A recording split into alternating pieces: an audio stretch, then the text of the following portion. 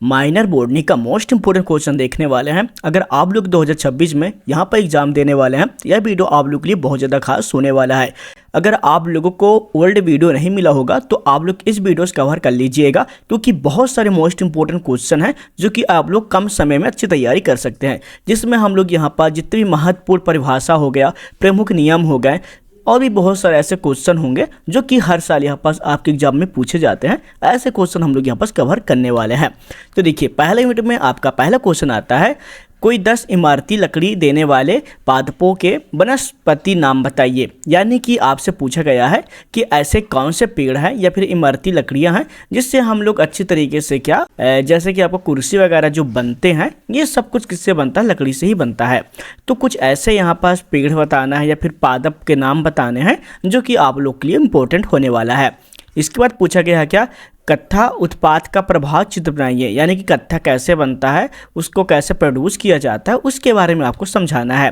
फिर आपका अगला क्वेश्चन आता है, बांस के उपयोगी उत्पादक क्या है और बांस का जो उद्योग का वर्णन कीजिए। यानी कि आपको बांस के बारे में बताना है, यानी कि बॉम्बू के बारे में बताना है कि किस किस काम में आता है और इंडस्ट्री में इसको किस तरीके से यहाँ पर इसका यूज किया जाता है, बांस से क्या क्या बनाए जाते हैं। अगर आप लोग सिंपल लैंग्वेज में लिखोगे तो आपके नंबर आपको बहुत अच्छे मिल जाएंगे।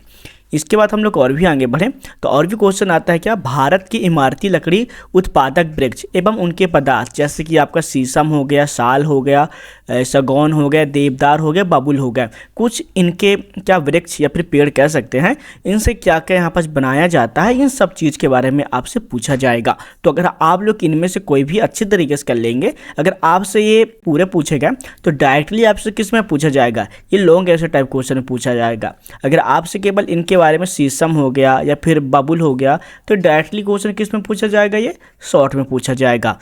तो आप लोग कुछ इस तरीके से आप लोग क्वेश्चन को रेडी करिएगा जो कि आपके एग्जाम में आएंगे। अगर आपके पास हैंड राइटिंग नोट्स नहीं होगा तो आप लोग प्लीज़ यहाँ पास मुझसे कांटेक्ट कर लीजिएगा व्हाट्सएप में, हम आपको नोट्स प्रोवाइड करा देंगे। इसके बाद हम लोग बड़े सेकेंड यूनिट में तो पहला क्वेश्चन आता है क्या, पत्तों के उपयोगी उत्पादक क्या है? दोना पत्ता हो गया, कैसे बनता है, ये सब चीज़ के बारे में आपको यहाँ पास बताना है, जो कि मोस्ट इंपॉर्टेंट है। अगर आप लोग इन टॉपिक को कवर कर लेंगे, इनके कॉन्सेप्ट को, तो आप लोग अपने अकॉर्डिंग में बनाकर लिख सकते हैं।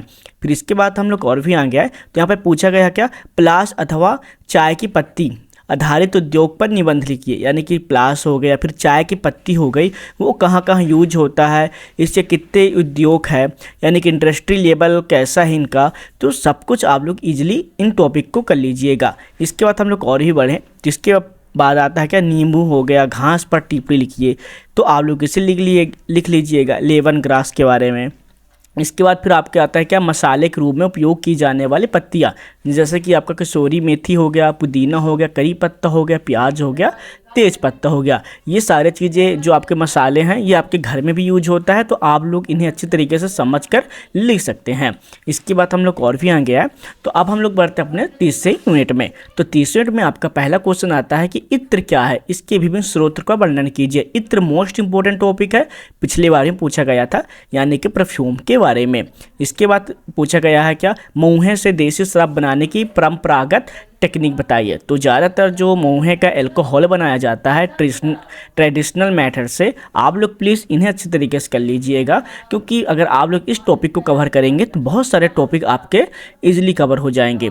इसके बाद फिर हम लोग देखें कि रंग क्या है, भोज रंग के स्रोत तथा प्रकार का वर्णन कीजिए। यानी कि बहुत सारे ऐसे खाने वाले रंग भी आते हैं जो कि आप लोग फूड कलर भी कहते हैं उन्हें, तो आप लोग सिंपली से उन कलर को आप लोग क्या करिएगा, याद कर लीजिएगा।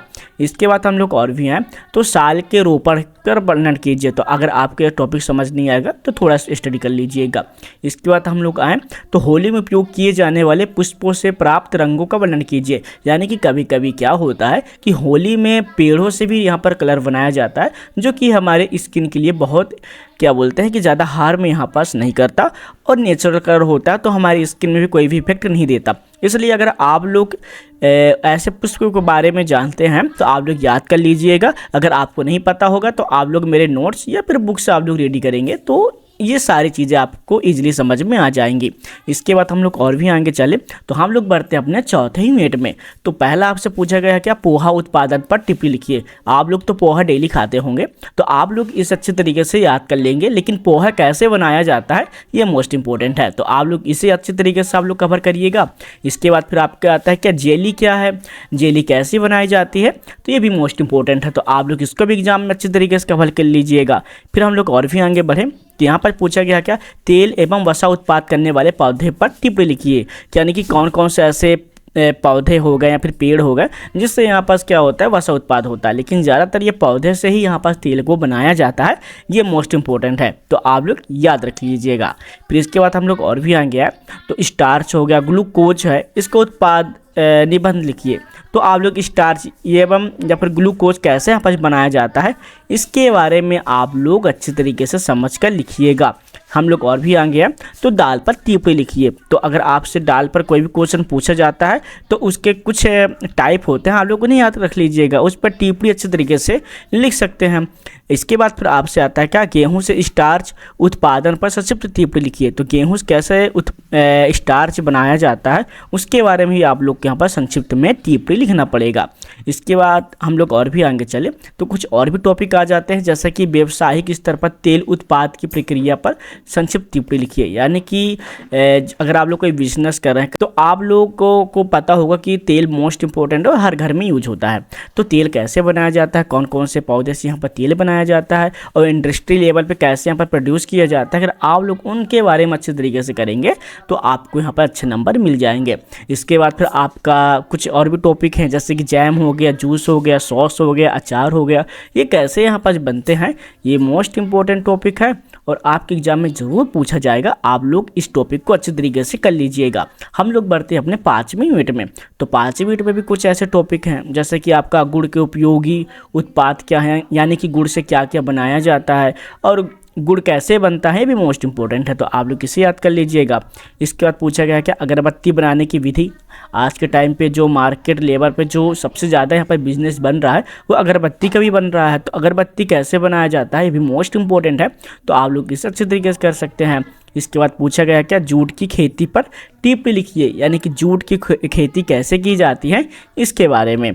इसके बाद फिर पूछा गया है क्या, उद्योग स्थापित करने हेतु परियोजना व्यवस्था बनाना क्या है। यानी कि कुछ ऐसे परियोजना व्यवस्था होते हैं, अगर आपको कोई बिजनेस चलाना होता है तो मोस्ट इंपॉर्टेंट होता है, जो कि भारत सरकार के अकॉर्डिंग ही यहाँ पर आपको बताया जाता है।